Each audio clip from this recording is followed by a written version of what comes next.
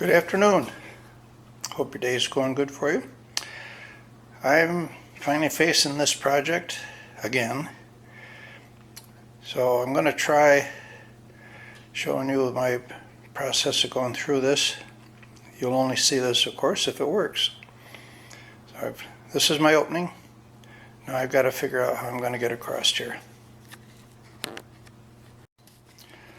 So what I've done is I've removed the roadbed and the track. I've also trimmed my track back so that and I've cut it across square. Both rails are directly opposite from each other. I've left some roadbed sitting here for the track coming off the lift out to sit on. Make it over to this side. These are already pretty square.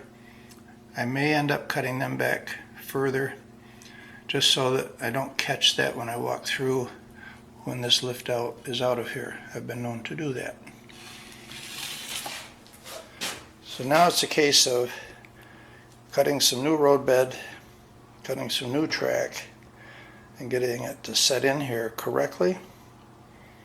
And I'm thinking that I want to pare back the spikes on these rails so that once my track is sitting here, I can slide a rail joiner from my lift out track across and connect it to the layout track. And those rail joiners will then keep the rails definitely lined up. But that could be a real nuisance. So we'll see. The theory is I got my track in here. I've secured the roadbed with little black nails that I got from Walther's, and then I secured the track with those nails. So the position theoretically is right. Let's see if things hold true. I don't have power to the track yet, so what I'm going to do is back a train across it, and at least we'll see if the cars handle it okay.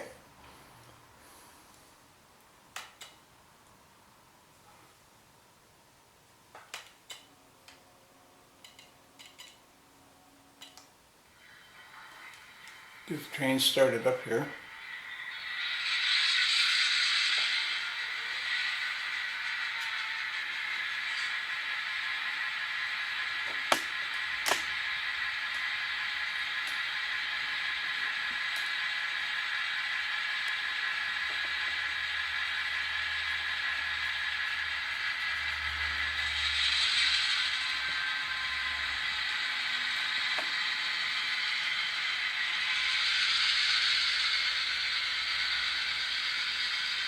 Not going to go fast. Not that I don't trust it, but I don't trust it. Worked fine the other day when I walked away from it.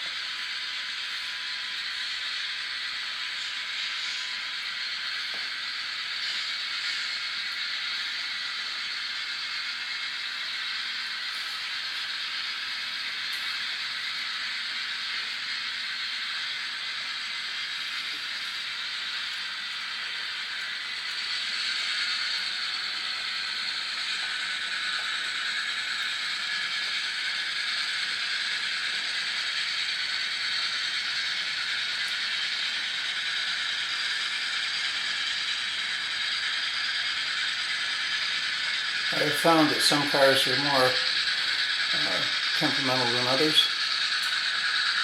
So, trying to weed them out.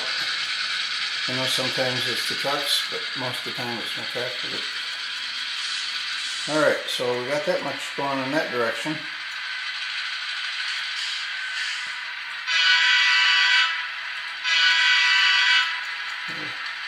Try it going in the other direction.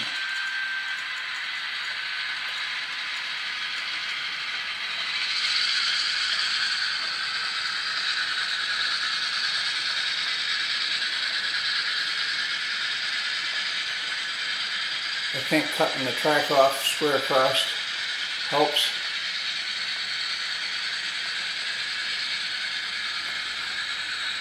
That's my story in my life for today.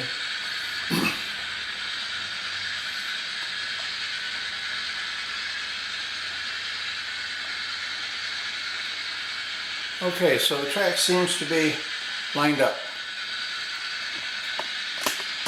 I'm going to pull the train over here a ways.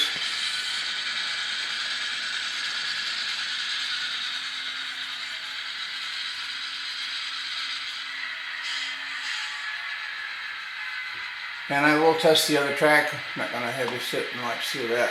It'll be the same scenario. If everything is lined up, then I'm going to mark where the roadbed is with a marker. Then I'm going to remove the track, remove the roadbed, put down, I'm going to use Elmer's glue diluted. I find that it seems to hold fine, and if I decide to change it later, which that's just the way I am, I can just add water, it'll come apart, and I can rearrange it.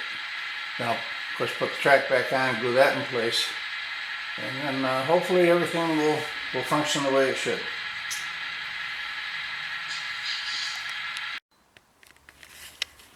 At this point, I have tested this closest track.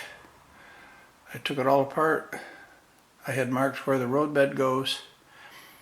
I then put the roadbed back in place, spiked it with these little black nails, and glued it. Then I put the track in. I have connected every one of the 4 rail connections with rail joiners to make sure that the track is lined up. I then ran the train over it. Yep, everything worked fine.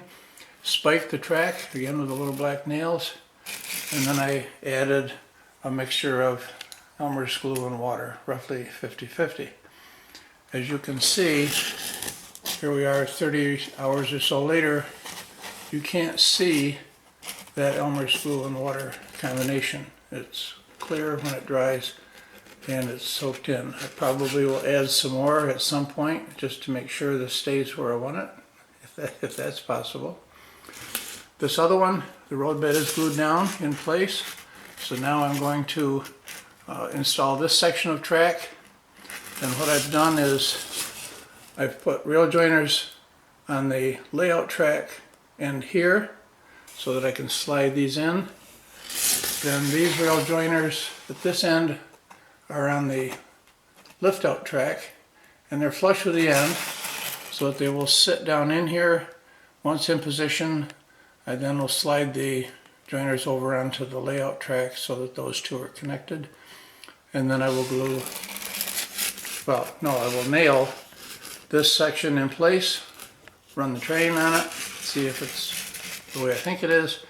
If it is, then I'll add the glue. If not, then I'll unspike it, make some adjustments until we get it so the train does run on it in a secured situation, and then I will add the glue.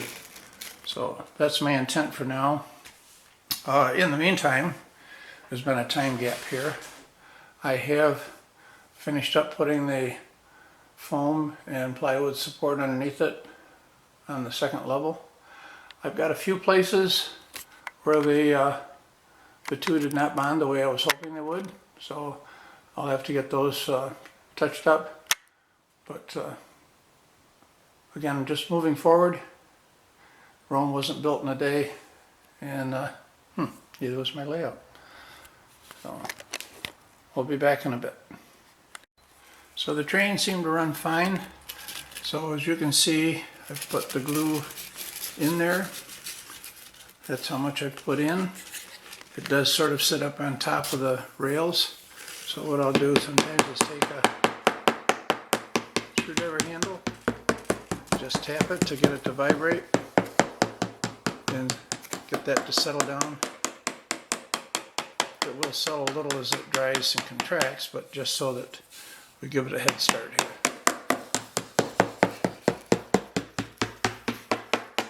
So that's going to be it for today on getting this layout ready.